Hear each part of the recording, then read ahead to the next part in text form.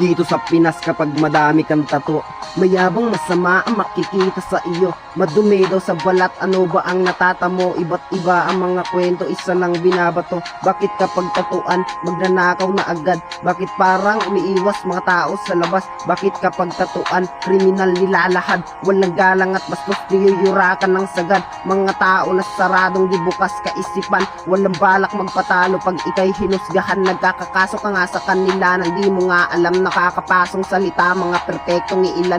Kayo na yung malilinis ang balat, walang bahid na mali o kadumihang bumakat. Kami na yung madumi sa katawan may tinatak, pero kahit kailan hindi nang hamak ng lahat.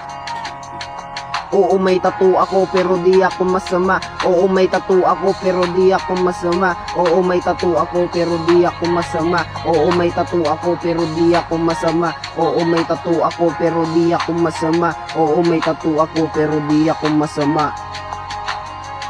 Ito'y parang pag-ibig, di na namin maalisan kahit ano man ang pagtitig. Iyong kalabisan, di na namin inisip kami man inyong husgahan. Maaming dala na sa bingit, mga burdang nasimulan. Bawat tutok sa susok ay merong kwentong dinala. Sa mga sulok ng hugot may mga pusong binaba. Ngunit di nagpalunod, sinaloko ng mag-isa. Kasi mas nakakadurog mawat pagdurog salita. Kung sino ka mo kapwa Pinoy, sila pa dami na sinabi. Mayaman o mahirap, lalaki o babae, basta may tattoo ka, ang tingin sa'yo salbahay. Mga sir, mga ma'am, na sa ugali ang imahe. Kayo na yung malilinis ang balat, walang bahid na mali o kadumihang bumakat. Kami na yung madumi sa katawan may tinatak, pero kahit kailan hindi nang hamak ng lahat.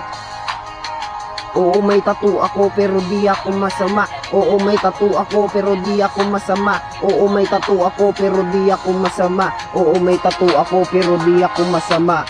Bago ka manghusga sana kapatid, sana ay maisip mo yung mga laban tinawid. Dahil gamit ang panulat makagawang makasagip. Gamit ang panulat merong sugat na daing.